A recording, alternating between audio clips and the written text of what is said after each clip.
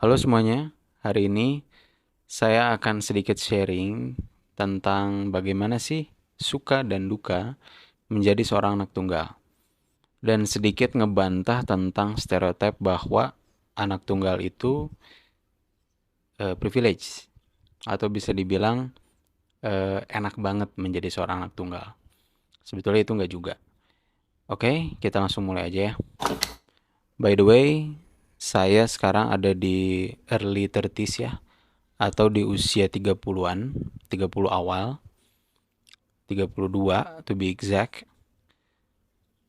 Menjadi seorang anak tunggal yang belakangan ini menjadi sebuah keresahan buat saya sendiri, itu adalah ketika orang tua kita itu terlalu membebaskan kita untuk memilih jalan hidup. Mungkin teman-teman yang nonton di sini ada yang ngerasain hal yang sama ya, hopefully. Jadi setelah menjalani hidup selama 32 tahun, saya baru sadar bahwa menjadi seorang anak tunggal itu adalah tidak enak. Bisa dibilang gak enak. Kenapa? Gini, kita throwback dulu ya dari saya waktu masih kecil ya. Menjadi anak tunggal sampai usia kita SMP, sampai mungkin ya early SMA lah ya, SMP SMA awal, itu bisa dibilang enak. Ya, enak. Kenapa enak? Karena mungkin kebanyakan orang tua di luar sana itu support apapun yang diinginkan oleh anaknya, seorang anak tunggal. Dan itu terjadi di hidup saya. Tapi ya itu pun biasa-biasa aja sih, nggak yang istimewa kayak gimana juga, karena orang tua saya bukan konglomerat, bukan orang tua yang kaya raya gitu ya. Ya cukup lah gitu untuk hidup, untuk membeli kebutuhan itu cukup lah. Saat itu saya ingat papa itu ngedidik saya itu sangat lembut, gak keras sama sekali, tapi tegas. Papa tuh selalu ngasih apapun yang aku pengen. Jadi yang saya inginkan itu papa tuh selalu kasih. Contoh kecil dari mulai gadget sampai kendaraan. Ya meskipun bukan yang termewah ya, tapi eh, saya bersyukur karena papa selalu kasih. Ya, karena papa juga saat itu masih mampu ya. Tapi berbeda hal dengan mama. Nah, mama itu ngedidik saya lumayan keras, ya. Jadi mama tuh bikin apa ya? Bisa dibilang nggak akan ngeluarin uang kalau nggak perlu, kalau nggak butuh itu nggak akan keluar. Jadi bisa dibilang dari zaman saya kecil sampai sekarang itu papa yang benar-benar support keinginan ya, bukan kebutuhan. Tapi kalau soal kebutuhan, mama tuh selalu support. Contoh, soal makan, soal pendidikan dan lain-lain itu mama tuh prioritas. Prioritas. Tapi ya namanya juga anak muda ya, anak kecil bisa dibilang SMP, SMA. Ya saat itu kalau nggak dikasih apa yang diinginkan, pasti bete, pasti ngambek gitu ya. Nah, untungnya saya dulu nggak kayak gitu, nggak ngambek yang istilahnya kalau misalkan nggak dikasih langsung marah-marah atau misalkan kayak gimana gitu ya. Untungnya saya dulu nggak kayak gitu. Jadi telan aja bulat-bulat kalau memang ya karakter papa kayak gini, karakter mama kayak gini. Ya itu yang memang harus diterima gitu ya. Jadi singkat cerita lagi, lari dari SMP ke SMA sampai akhirnya lulus SMA dan harus kuliah. Nah, disitulah mulai berbeda. Ini yang saya rasain pribadi ya, mulai berbeda. Berbedanya tuh gini. Jadi kuliah itu kan dalam tanda kutip kita tuh bebas ya. Bebas tuh dalam arti kita memilih apa yang akan kita lakukan, apa yang akan kita jalani. Itu kan udah nggak kayak zaman SMA lagi ya. kita udah milih jurusan kuliah, kita udah milih apa istilahnya kita mau bergaul di lingkungan mana, dengan komunitas mana gitu ya. Nah, di saat kuliah itulah saya merasakan hal yang mulai beda nih gitu ya. Mungkin secara kebutuhan saya masih di-support banget sama orang tua, tapi udah nggak kayak dulu nih. Apapun yang saya pengenin udah nggak kayak dulu yang istilahnya minta nggak lama dikasih gitu ya. Tapi eh, karena mama kayak gitu, eh, seperti yang saya ceritain tadi, itu tuh secara nggak langsung ngedidik saya secara finansial. Dari SMP deh, dari SD mungkin ya, SD, SMP, SMA, pokoknya di era sekolah, saya tuh lumayan pinter buat nabung, buat nyimpen uang. Itu didikan mama. Nyimpen uang di sini tuh caranya banyak. Bisa dengan cara kita nabung, bisa dengan cara apapun ya. Mungkin kalau sekarang sih populernya investasi ya. Tapi zaman dulu belum ada tuh investasi-investasi kayak gitu. Jadi saya nyimpan uang ya nyimpan uang aja gitu, nabung. Dengan hanya bekal strategi finansial yang lumayan bagus, akhirnya saya tuh tidak pernah yang namanya nggak punya uang. Ini disclaimer dulu ya, orang tua saya bukan orang tua yang konglomerat, bukan orang tua yang kaya raya, yang rumahnya di kota besar gitu ya. For fact, rumah saya di pinggiran kota Bandung. Yang banyak dulu dibercandain sama teman-teman saya, diejek lah ya istilahnya gitu, rumahnya jauh lah apa segala macam. Tapi secara kebutuhan dan lifestyle saya selalu cukup. Nah, adalah gitu, punyalah.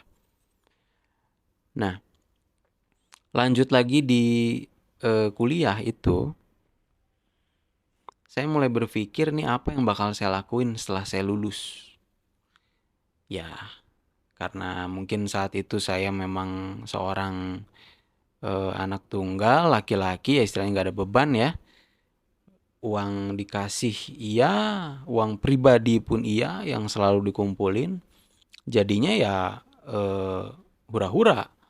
Jadinya ya istilahnya bukan hura-hura negatif ya, maksudnya ya menjalani pergaulan, bermain, bergaul di luar sana. Ya itu kan istilahnya pembelajaran juga ya buat kita gitu. Bergaul itu kan pembelajaran juga buat kita. Yang dimana itu agak saya sesalin sih sebetulnya. Sesalinnya bukan dari segi pengalaman, tapi secara finansial.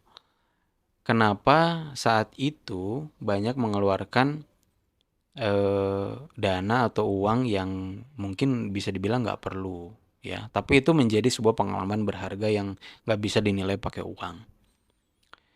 Singkat cerita kembali, lulus kuliah eh, telat ya, bisa dibilang telat banget. Teman-teman udah pada kerja, saya masih kuliah. Tapi akhirnya ketika saya lulus, saya berpikir, papa waktu itu langsung nyuruh kerja. Kamu kerja aja di perusahaan anu lah isi. Papa ngedidik bahwa aku tuh ya istilahnya mampu tidak mampu, kamu harus belajar bekerja. Oke, saya ikutin karena saya nggak pernah ngebantah perintah dari papa. Karena nggak tahu kenapa ya, treat papa tuh nggak pernah marah-marah, nggak pernah gimana. Tapi ya istilahnya kena aja gitu. Jadi ya saya ikutin, papa minta kerja, ya udah akhirnya saya kerja. Tapi setelah itu saya bekerja, nemulah titik di mana oh ternyata kerja tuh sulit ya, ternyata kerja tuh nggak senyaman yang kita pikirkan gitu. Bahkan keras banget di dunia pekerjaan itu. Akhirnya saya resign waktu itu. Saya resign, berhenti bekerja, tapi bukan berarti jadi pengangguran ya. Saat itu berhenti bekerja, mencari lagi pekerjaan lain, tapi somehow papa itu nyuruh saya bantuin usahanya. Nah,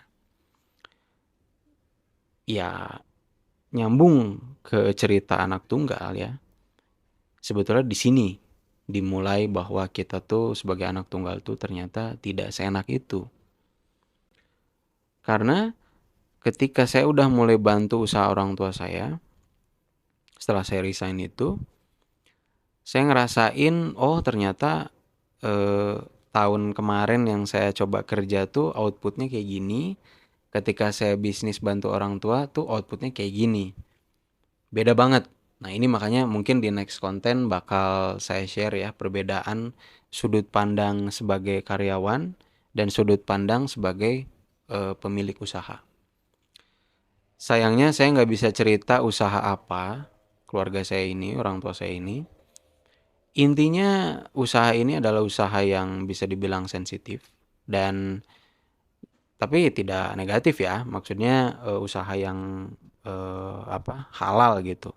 Nggak ada masalah dengan apapun. Ya selama saya membantu orang tua saya selama berapa tahun waktu itu ya sebelum saya menikah. Saya ngerasain hal-hal yang oh ternyata seperti ini ya kita ngejalanin mencari uang tuh kayak gini rasanya. Akhirnya dari situ saya singkat cerita menikah. Saya singkat cerita menikah karena saat itu ya memang udah waktunya juga ya udah menemukan seseorang yang cocok. Tapi dilemanya dimulai sebetulnya setelah menikah sih. Setelah menikah dilemanya baru baru kerasa banget gitu. Kerasanya tuh kayak gini. Ketika kita sudah menikah, itu semua hal berubah. Ini untuk yang punya uang maupun enggak ya. Itu semua berubah. Kenapa? Karena kebiasaan kita itu berubah total.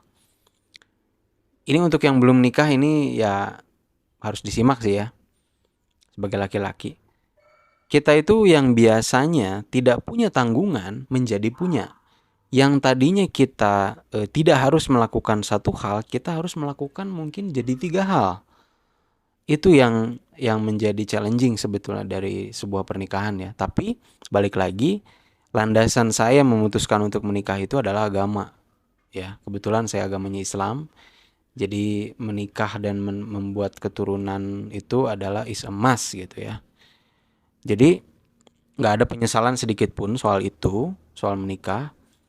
Tapi mulai terkejutnya itu ketika ternyata banyak beban yang harus dipikul gitu ya, secara finansial maupun secara physically gitu ya. Tapi saat itu saya nggak yang jadi, aduh kenapa ya nyesel nikah apa segala macem, enggak, bukan kayak gitu. Tapi lebih ke realize atau sadar bahwa oh ternyata income kita ini memang nggak bisa segini-gini aja nih, harus ditingkatin nih. Karena kebutuhan itu meningkat. Kalau kita ingin stay di lifestyle yang dulu, artinya kita harus dapetin income yang lebih juga dong. Karena kan kita PR-nya banyak setelah menikah. Kita harus punya rumah, kita harus punya kendaraan, kita harus punya fixed income yang bisa ngebiayain keluarga kita, gitu kan. Nah itu yang sempat menjadi shock di diri saya pribadi. Meskipun saya masih bisa lalui itu, artinya masih cukup lah gitu ya untuk handle keluarga, istri gitu ya. Meskipun saya sampai sekarang belum punya anak, tapi banyak hal-hal yang saya korbanin nih, lifestyle saya dulu yang saya korbanin. Ya banyak lah ya kalau misalkan mau di ini, tapi ya sebetulnya itu setelah dipikir-pikir lagi itu bukan sebuah kebutuhan sih, itu sebuah keinginan gitu ya. Untuk mengfulfill sebuah kebutuhan itu sebetulnya nggak semahal itu kok. Yang mahal tuh sebetulnya keinginan, apa sih, harapan gitu ya. Nah itu yang sebetulnya kita harus bedah lagi sih, ya. Sebetulnya penting atau enggak sih kita ngefulfill keinginan kita tanpa kita bersyukur bahwa kebutuhan kita tuh sebetulnya udah tercukupi gitu. Dilemanya lagi menjadi seorang anak tunggal itu adalah ketika orang tua kita tidak memberikan jalur atau arahan yang spesifik. Maksudnya gimana gini? Banyak teman saya yang udah diarahin dari zaman kuliah. Entah itu bekerja menjadi pegawai BUMN, menjadi PNS, atau menjadi pengusaha apa yang udah menjadi itu jalur keluarganya gitu ya. Nah kalau di keluarga saya itu nggak kayak gitu. Jadi benar-benar dibebasin dan silahkan mau milih apapun gitu. Orang bilang enak, iya enak. Awalnya enak, akhirnya enggak. Kenapa enggak? Karena gini, ketika kita terlalu dibebaskan untuk memilih, kita pasti akan mencoba segala hal yang menurut kita menarik gitu kan. Yang dimana itu udah saya rasain juga. Saya udah pernah coba bisnis A, bisnis B, bisnis C, kerja di tempat A, kerja di tempat B, kerja di tempat C. Dan alhasil sampai sekarang saya belum menemukan apa sih sebetulnya esensi dari bekerja dan esensi dari sebuah bisnis gitu. Saya nggak nemuin tuh apa yang istilahnya yang saya suka banget gitu, yang saya banget gitu. Dan akhirnya saya terjebak di situasi di mana saya bingung saya mau jadi apa. Saya mau ngapain? Mau kerja jadi apa atau mau bisnis apa gitu ya. Lucu kan, di usia sekarang saya 32 tahun saya masih mikirin kayak gitu. Dan itu sebuah kebodohan yang semoga kalian nggak alami juga ya. Meskipun banyak orang bilang ya saya bukan apa ya istilahnya bukan dari kaum yang eh, kesulitan gitu ya secara ekonomi, tapi tetap aja gitu. Kita nggak bisa sebagai laki-laki itu kita nggak bisa berpikir eh, terlalu santai. Kita nggak bisa berpikir terlalu udahlah kita masih ada gitu ya cukup orang tua masih ada kita cukup nggak bisa kayak gitu sih. Kita harus berpikir masa depan. Kenapa? Karena ini nih apa klimaksnya mungkin di sini ya. Menjadi seorang anak tunggal itu akan terbebani sampai nanti ketika orang tua kita itu sudah pensiun. Pertanyaannya, siapa yang akan nanggung secara materi maupun secara physically?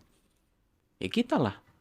Beda cerita kalau kita punya kakak, kita punya adik. Mungkin di masa muda kita banyak bertengkar, kita banyak ribut sama kakak kita, sama adik kita.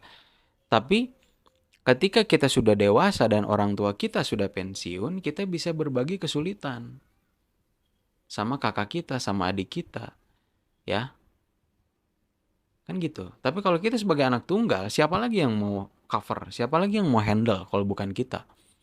Yang harus ngurus papa, yang harus ngurus mama ketika mereka sudah tidak produktif, ya kita. Sebagai anak tunggal ya kita. Ya. Pertanyaannya, apakah materi kita dan fisik kita sudah siap atau belum?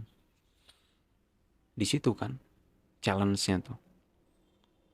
Nah, di titik saya sekarang ini, saya belum merasa siap.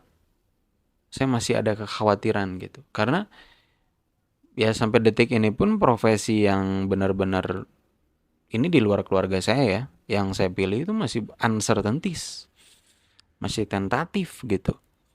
Salah satunya ya ini saya mencoba untuk meneruskan konten YouTube ini yang istilahnya udah berapa kali ganti konten ya, ganti materi gitu ya. Itulah mungkin yang bikin YouTube ini nggak ya mungkin sampai sekarang belum berkembang pesat gitu. Masih gini-gini aja. Ya tapi saya masih pengen coba di YouTube ini. Semoga YouTube ini adalah salah satu jawaban keresahan saya untuk masa depan saya. Klimaks barusan itu harusnya bisa menjawab ya enak nggak enaknya menjadi seorang anak tunggal. Jadi untuk kalian semua di situ yang berpikiran menjadi seorang anak tunggal itu adalah sebuah privilege atau sangat enak, ada benernya ada enggaknya? Ya tergantung, jawabannya tergantung. Kalau orang tua kamu adalah konglomerat ataupun orang tua yang bebas finansial atau kaya raya, ya bisa dibilang iya. Tapi kalau misalkan enggak, sederhana, in the middle gitu ya, atau middle to low, aduh masih jauh dari kata enak. Bukan enak malah, challenging, riskan, riskan banget. Riskan banget, apalagi kalau punya pandangan aduh kita santai lah kita udah nggak ada beban gitu ya istilahnya kita uang ada ini apa segala macam, itu bahaya. Bahaya banget. Bahaya banget. Itu akan bumerang buat hidup dia. Alasan saya nge-share ini adalah sebetulnya selain curhat mungkin ya. Tapi semoga juga bisa menjadi inspirasi buat teman-teman yang nonton, yang anak tunggal maupun bukan. Ya, semoga kalian dapat faedahnya. Yang bukan anak tunggal, bersyukurlah kalian karena kalian bisa berbagi kesulitan. Buat kalian yang anak tunggal, ya semoga kalian tidak stuck di kondisi yang seperti saya sedang alami ini. Semoga kalian menemukan jalur profesi yang kalian inginkan, mau itu bekerja maupun berbisnis. Cuman satu yang mungkin bisa saya kasih masukan itu adalah hargai dan syukuri profesi kalian sekecil apapun. Karena mencari uang di zaman sekarang itu nggak gampang. Ya, apalagi udah di usia 30-an, kalian mau kerja, ya perusahaan pasti milih yang 20-an lah. Fresh graduate atau yang udah punya pengalaman 1 atau 2 tahun di bidang tertentu itu. Gitu. Artinya di usia 30-an sekarang ini, ya nggak mudah lagi mencari kerja gitu. Terkecuali mungkin pekerjaan yang spesifik, jasa mungkin ya, yang tidak mengenal umur. Seperti tukang cukur, atau fotografer, videografer, dan pekerja seni lainnya yang bergerak di bidang jasa. Tapi selain itu ya sulit rasanya gitu. Jadi bersyukurlah kalian kalau kalian sekarang sudah punya pekerjaan yang tetap meskipun gajinya kecil, ataupun mempunyai bisnis yang ya mungkin masih meraba-raba.